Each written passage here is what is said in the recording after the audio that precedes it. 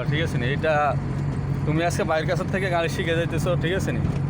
যে কথাগুলো বলি এই কথাগুলো সবসময় মনে রাখবা। সেটা হলো কি, গাড়ি মেন রোডে চালাইতে হইলে যার কাছে যাই চালানো, তুমি তার বাইরের কাছে সবসময় থাকবে না। আমি আরেকজনের গাড়ি চালাই, তুমি যে কোনো গাড়ি তো শিখতেছো অবশ্যই চালানোর জন্য, ড্রাইভ করার জন্য। সেটা এবার দেশে করো আর বাইরে করো, ঠিক আছে নি?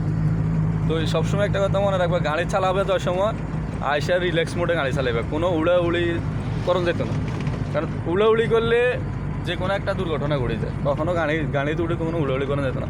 আস্তে ধীরে রিল্যাক্সে গাড়ি চালাবা, দেখবা কোনো সমস্যা হবে না। কিন্তু যদি তুমি দৌড়াদৌড়ি উড়াউড়ি করো তাহলে বহুত সমস্যা হবে। তো উড়াউড়ি কখনো করা যাবে না, গাড়ি চালাবে আস্তে ধীরে সবসময়, ঠিক আছে? আর গাড়িতে সকালবেলা উঠার আগে কী কী করা লাগে এগুলো তো তোমারও বলছি, সমস্যা নেই। কালকে তোমাকে আমি প্রয়োজন হলে আবার ভুলে দিব বা জিজ্ঞেস করবো কেমনি কী করা লাগে, ঠিক আছে? আর অটোতে আমরা তো ম্যানুয়ালি শিখাইতেছি। ম্যানুয়ালি শিখানোর মানে হচ্ছে এটা,